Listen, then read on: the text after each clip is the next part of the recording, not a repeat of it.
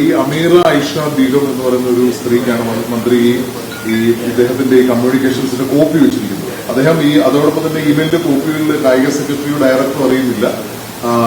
ഇദ്ദേഹം നേരിട്ട് കമ്മ്യൂണിക്കേഷൻസ് നടത്തുകയാണ്. അപ്പം ഈ അർജന്റീന അസോസിയേഷനുമായി ബന്ധപ്പെടുന്നത് മന്ത്രി ഡയറക്റ്റാണ്. അപ്പൊ ഈ സ്ത്രീക്ക് കോപ്പി വെച്ചിട്ടുണ്ട്. ഇവരാരാണ് ഈ സ്ത്രീ? അല്ല, അതാണ് പറഞ്ഞത്. ഇത്തരം കാര്യങ്ങളൊക്കെ നമുക്കൊരു വ്യക്തത വരുത്തേണ്ടതായിട്ടുണ്ടല്ലോ. ഇതില് പിന്നെ സ്വകാര്യ വ്യക്തികളുമായി കത്തിടപാടുകൾ നടത്തുമ്പോഴൊക്കെ പാലിക്കേണ്ടതായ പ്രൊസീജിയേഴ്സ് പാലിക്കപ്പെട്ടിട്ടുണ്ടോ? ഒരു ഗവൺമെന്റ് തലത്തിൽ വരുന്ന ഒരു പ്രപ്പോസല്, ആ പ്രപ്പോസൽ കൈകാര്യം ചെയ്യുമ്പോൾ അതിന്റെ സാമ്പത്തിക ലാഭം ഉണ്ടാക്കപ്പെടാൻ സാധ്യതയുള്ള സ്വകാര്യ ഏജൻസികൾക്ക് വേണ്ടി ഗവൺമെന്റിന്റെ സംവിധാനങ്ങൾ ദുരുപയോഗം ചെയ്ത് കത്തയക്കുകയോ അതിനുവേണ്ടി ഇടപെടുകയോ ചെയ്യേണ്ട കാര്യങ്ങളില്ലല്ലോ. അപ്പൊ ഈ പറഞ്ഞ നേരത്തെ സൂചിപ്പിച്ചപ്പെട്ട പോലെയുള്ള പേരുകൾ അല്ലെങ്കിൽ ഇതെല്ലാം ദുരൂഹമായി നിൽക്കുന്ന ഒരു ഘട്ടമുണ്ട്. അപ്പൊ ആ ഘട്ടത്തിൽ തുടക്കം മുതലേ തന്നെ ഇതിനകത്തൊരു ചില ഒരു നിഗൂഢതയുണ്ട് എന്നുള്ളൊരു വ്യക്തതയാണ്. അദ്ദേഹത്തിന്റെ വാദം സർക്കാരിന് ഒരു ചില്ലിക്കാശ് പോലും നഷ്ടമുണ്ടായിട്ടില്ല എന്നുള്ളതാണ് അദ്ദേഹം ഇന്നലെ പറഞ്ഞൊരു വാദം. സർക്കാരിന് സാമ്പത്തിക നഷ്ടമുണ്ടായോ സാമ്പത്തിക ലാഭമുണ്ടായോ എന്നുള്ളതല്ല, സർക്കാർ എന്ന ഒരു വലിയ അതോറിറ്റിയെ ദുരുപയോഗം ചെയ്തു എന്നുള്ളതാണ് ഏറ്റവും പ്രധാനപ്പെട്ട പ്രശ്നം.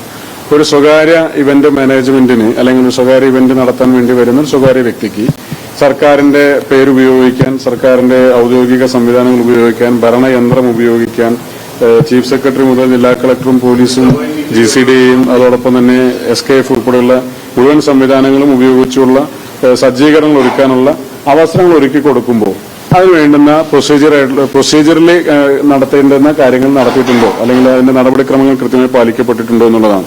ഇപ്പോൾ ഒരു സ്വകാര്യ വ്യക്തിക്ക് അദ്ദേഹത്തിന് ലാഭമുണ്ടാക്കാൻ സൗകര്യമൊരുക്കിയതിനു ശേഷം സർക്കാരിന് ചില്ലിക്കാശ് നഷ്ടമില്ല എന്ന് പറയുന്നതിൽ അർത്ഥമില്ല. അത് സർക്കാർ പാലിക്കേണ്ടതായ കുറേയേറെ കാര്യങ്ങളുണ്ടായിരുന്നു. അത് കഴിഞ്ഞ ഗവൺമെന്റ് കാലഘട്ടത്തിൽ പാലിക്കപ്പെട്ടിട്ടില്ല എന്നുള്ളതാണ് ഏറ്റവും പ്രധാനപ്പെട്ട പ്രശ്നം.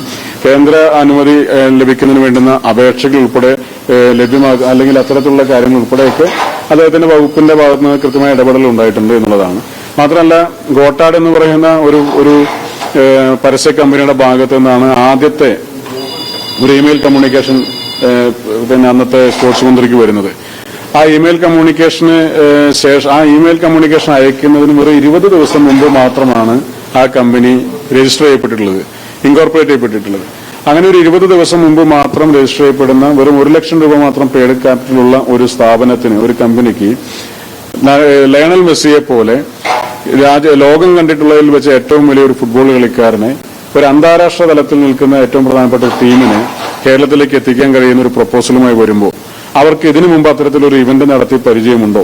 ഇതിനു മുമ്പ് ഇത്തരത്തിലുള്ള ഫുട്ബോൾ താരങ്ങളെയോ അല്ലെങ്കിൽ ക്ലബ്ബുകളെയോ രാജ്യങ്ങളെയോ കേരളത്തിനകത്തേക്ക് കൊണ്ടുവന്ന ഒരു ക്ലബ്ബാണോ അല്ലെങ്കിൽ ഒരു പിന്നെ അഡ്വർടൈസ്മെന്റ് കമ്പനിയാണോ ഇവരെന്നുള്ള അടക്കമുള്ള പരിശോധന നടത്തുന്നുണ്ട്. ഇവരൊരു ഫിനാൻഷ്യൽ ഫീസിബിലിറ്റി നോക്കുന്നുണ്ട്.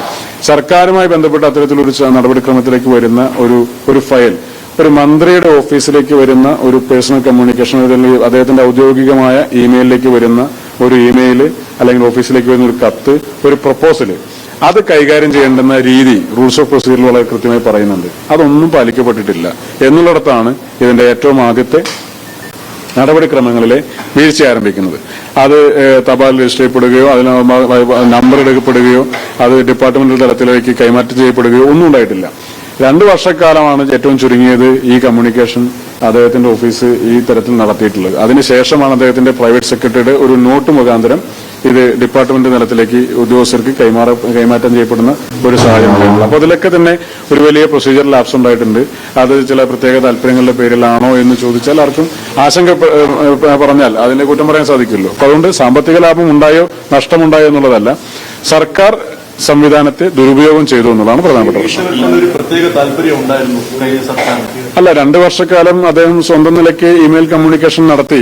അതിനുശേഷം മാത്രം പിന്നെ ഒരു പർട്ടിക്കുലർ ഡേറ്റിലാണ് ഒരു നോട്ടിൽ കമ്മ്യൂണിക്കേഷൻ ഡിപ്പാർട്ട്മെന്റ് തലത്തിലേക്ക് കൈമാറ്റം ചെയ്യപ്പെടുന്നത്. അപ്പൊ അതുവരെ ഈ കമ്മ്യൂണിക്കേഷൻ നടത്തുകയും അത് മറച്ചുവെക്കുകയും ചെയ്യുമ്പോൾ അതിനകത്ത് സ്വകാര്യ താല്പര്യങ്ങളുണ്ട് എന്നുള്ളതിൽ വ്യക്തമാക്കപ്പെടുന്നത്. മാത്രമല്ല, ഈ മന്ത്രിയുടെ കമ്മ്യൂണിക്കേഷൻസിൽ ഒരു സ്ത്രീയുടെ പേരുണ്ട്, അതായത് ഒരു അമീറ ഐഷ ബീഗം. അവർക്കും കോപ്പി വെച്ചിട്ട് മന്ത്രി പേഴ്സണൽ കമ്മ്യൂണിക്കേഷൻ സർട്ടിഫിക്കറ്റ് അല്ല, ഇതില് ഇതിനകത്ത് ഇടപെട്ടിട്ടില്ല. അല്ല, കായിക വകുപ്പിലെ ഉദ്യോഗസ്ഥർക്കൊന്നും ആ തലത്തിൽ ഇതിനുമായി ബന്ധപ്പെട്ട ആ ഉദ്യോഗസ്ഥർക്കൊന്നും ആ ഘട്ടത്തിൽ ഇതുമായി ബന്ധമുണ്ടായിരുന്നു എന്ന് വിശ്വസിക്കാൻ വേണ്ടി സാധിക്കില്ല. കാരണം 2 വർഷക്കാലത്തിന് 2022 വേൾഡ് കപ്പിന് ശേഷം 2023 ആദ്യ മെയിൽ വരുന്നതിന് ശേഷമുള്ള 1 വർഷക്കാലത്തിന് ശേഷമാണ് ഇതിന്റെ ആദ്യ കമ്മ്യൂണിക്കേഷൻ തന്നെ ഇവർ നോട്ട് കൈമാറുന്നത്. പിന്നെയും കുറേയേറെ കമ്മ്യൂണിക്കേഷൻസ് ആ തലത്തിൽ നടന്നിട്ടുണ്ട്. അപ്പൊ അതില് പല പല ആശങ്കകൾ സ്വാഭാവികമായിട്ട് നിൽക്കുന്നുണ്ടല്ലോ. ഇപ്പോൾ ഗോട്ടാട് എന്ന് പറയുന്ന അഡ്വർടൈസ്മെന്റ് കമ്പനിയുടെ പ്രവർത്തന പരിചയത്തെ സംബന്ധിച്ചുണ്ട്. അവരുടെ അഡ്രസ് ക്ലോസ് തന്നെയാണ് പിന്നെ RBCയുടെയും അഡ്രസ് ക്ലോസിൽ വരുന്ന ഒരു സ്ഥാപനം എന്നുള്ളത് പിന്നീട് വെളിവാക്കപ്പെടുകയാണ്. അപ്പൊ എങ്ങനെയാണ് ഗോട്ടാട് മാറി പിന്നെ RBC വന്നത്? അതുപോലെ തന്നെ ടൂർപ്രുഡന്റ് എന്ന് പറയുന്ന LLC എന്ന് പറയുന്ന കമ്പനി അവര് അന്താരാഷ്ട്ര തലത്തിൽ തന്നെ ആക്ഷേപങ്ങൾക്ക് ഇടവരുത്തിയിട്ടുള്ള ഒരു കമ്പനിയാണ്. അപ്പൊ അവർക്കാണ് പണം കൈമാറ്റം ചെയ്യുന്നതുമായി ബന്ധപ്പെട്ട രേഖകൾ കമ്മ്യൂണിക്കേഷൻസ് ഉണ്ടാകുന്നത്.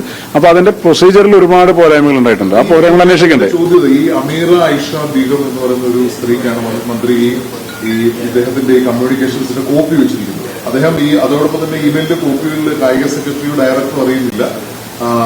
ഇദ്ദേഹം നേരിട്ട് ഈ കമ്മ്യൂണിക്കേഷൻസ് നടത്തുകയാണ്. അപ്പം ഈ അർജന്റീന അസോസിയേഷനുമായി ബന്ധപ്പെടുന്നത് മന്ത്രി ഡയറക്റ്റാണ്. അപ്പൊ ഈ സ്ത്രീക്ക് കോപ്പി വെച്ചിട്ടുണ്ട്. ഇവരാരാണ് ഈ സ്ത്രീ? അല്ല, അതാണ് പറയുന്നത്. ഇത്തരം കാര്യങ്ങളൊക്കെ നമുക്കൊരു വ്യക്തത വരുത്തേണ്ടതായിട്ടുണ്ടല്ലോ. ഇതില് പിന്നെ സ്വകാര്യ വ്യക്തികളുമായി കത്തിടപാടുകൾ നടത്തുമ്പോഴൊക്കെ പാലിക്കേണ്ടതായ പ്രൊസീജിയർസ് പാലിക്കപ്പെട്ടിട്ടുണ്ടോ?